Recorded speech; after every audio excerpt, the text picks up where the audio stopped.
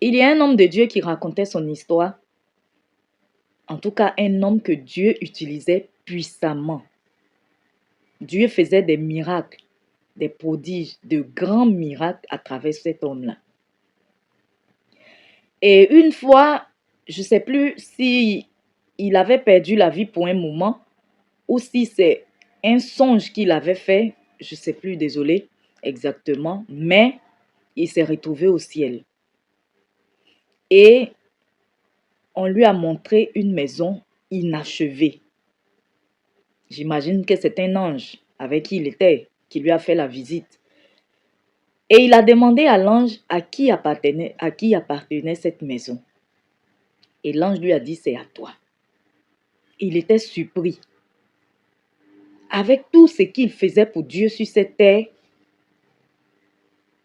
avec tout ce que Dieu faisait par lui sur cette terre, il était surpris d'avoir une maison inachevée, d'avoir une maison inachevée au ciel, dans le royaume des cieux. Et après, il découvre une belle maison. Une très belle maison achevée. La maison était vraiment sublime. Très, très belle maison. Et il demande, mais cette maison appartient à qui? Et l'ange lui dit, cette maison appartient à la maman handicapée qui est dans ton église, qui s'assoit toujours au fond de l'église. Il était surpris. Mais que fait cette femme dans l'église? Quel rôle vraiment elle joue? Elle ne sait pas Dieu. Elle vient comme toutes les autres brebis. Et c'est à elle qu'appartient cette maison. Et moi, le serviteur de Dieu, moi, ma maison est inachevée. Il était étonné.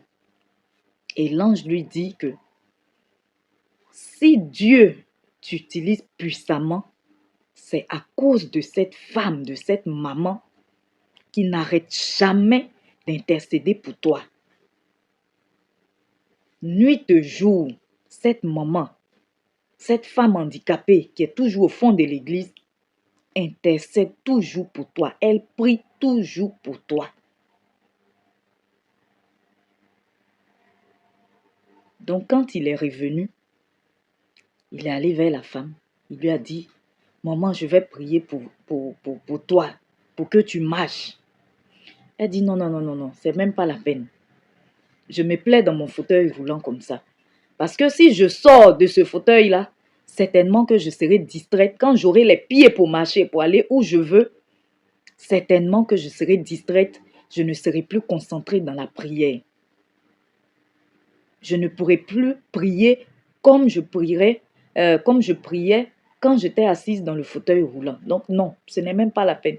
Elle a dit à l'homme de Dieu, ce n'est pas la peine de prier pour elle pour qu'elle marche. Elle va rester dans son fauteuil roulant et continuer à faire ce qu'elle a commencé depuis longtemps, intercéder pour l'homme de Dieu. Que chacun tire ses leçons dans cette histoire.